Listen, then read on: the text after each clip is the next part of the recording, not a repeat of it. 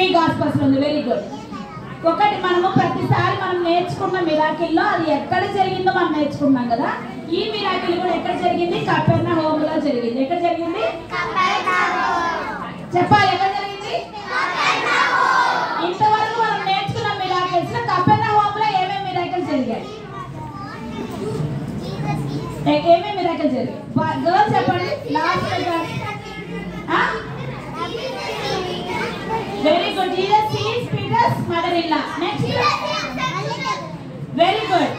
Jesus sees centurion servant కదా. Okay, very good. అర్థం కాదు, వినపడలా. చెప్పండి.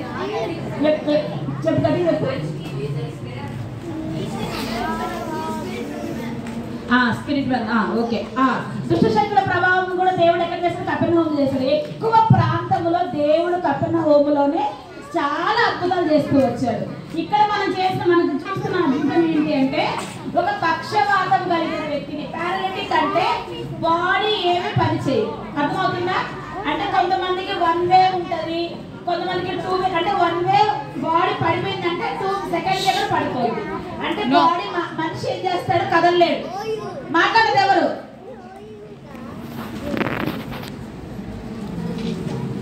అస్సలు మనిషి కదలలేని పరిస్థితి. ఎట్లాంటి పరిస్థితి అంటే, ఒక మనిషి లేపాలి, ఒక మనిషి కూర్చోబెట్టాలి, పాస్ లెటిన్ అన్ని మంచంలోనే జరిగిపోతాయి. అలాంటి వ్యక్తులను ఏమంటారు? పారాలిటిక్ అంటే పక్షవాతం వచ్చిన వ్యక్తిని. ఇక్కడ ఏం జరుగుతుందంటే, యేసు ప్రభు వారు ఒక దగ్గర బోధిస్తూ ఉన్నారంట. ఇప్పుడు నేను ఎలా మీకు చెప్తున్నా, అలా యేసయ్య కూడా శిష్యులకు ఏం చెప్తున్నప్పుడు అక్కడ అద్భుతాలు ఆశ్చర్యకారుల గురించి చెప్తున్నప్పుడు అక్కడ జరిగింది ఏంటంటే, చాలా మంది వచ్చారంట. ఎక్కడి నుంచి వచ్చారంట? గలిలయ, యూదయ, యెరూషలేము నుంచి. ఎవరెవరు వచ్చి యేసయ్య బోధ వింటున్నారంటే, పరిసయ్యులు వింటున్నారు, ధర్మశాస్త్రోపదేశకులు యేసయ్య బోధ వింటున్నప్పుడు అక్కడ జరిగిన సంఘటన మనం చూద్దాం. యేసయ్య ఒక గృహంలో కూర్చొని నిలబడుకొని అందరూ చెప్తున్నారు.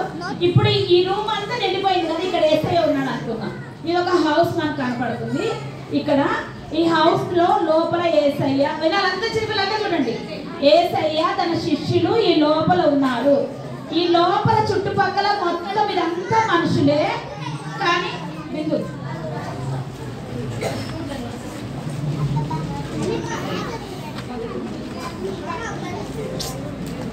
పక్షవాతం వచ్చిన వ్యక్తి ఇతను ఇక్కడ ఉన్నాడు కదా, నేను చూపిస్తున్నా. ఇతను పడుకున్నాడు తన బెడ్ మీద. తనని ఏం చేస్తున్నారంటే, 4 వ్యక్తులు కలిసి ఎక్కడ తీసుకొచ్చారు? యేసయ్య ఇక్కడ ఉన్నాడు, ఈ చుట్టుపక్కల మొత్తం మనుషులు ఉన్నారు, లోపలికి వెళ్ళడానికి ప్లేస్ లేదు. అది ఎవరిలో తెలీదు, అది అక్కడ ఏమి జరుగుతుందో తెలియదు. కానీ యేసయ్య మాత్రం ఉన్నాడు. అక్కడ ఒక మనిషిని తీసుకెళ్తే ఈ మనిషి లేచి కూర్చుంటాడు అనేది మాత్రం వాళ్ళు నమ్మారు.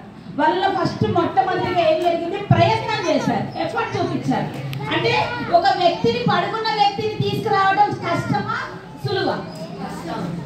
నడుచుకున్న వ్యక్తిని పట్టుకొని రావడం ఎట్లుంటది? పడుకున్న వ్యక్తిని మంచం మీద పట్టుకోవాలంటే మన శక్తి అంతా ఉపయోగించాలి.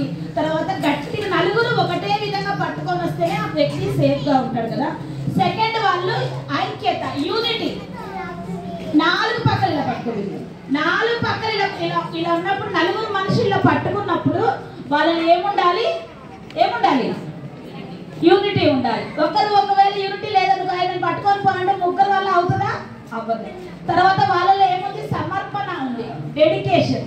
ఇక్కడ ఎవరి డెడికేషన్ ఉందో నేను చెప్తా. ఈ ఇల్లు ఎవరితో తెలియదు, ఈ ఇంటి ఓనర్ ఎవరో తెలియదు, కానీ యేసయ్య దగ్గరికి వాళ్ళు తీసుకురావడానికి తీసుకొచ్చి వాళ్ళు 4 చేసిన పని అంటే ఈ ఇంటి మీద రూప్ తీసేశారు. తీసేసి ఈ వ్యక్తిని ఏం చేశారంటే, ఇక్కడ ఇలా పట్టుకొని ఇలా దించారు. లోపలికి దించిన తర్వాత అక్కడ యేసయ్య ఆ వ్యక్తిని చూస్తున్నాడు.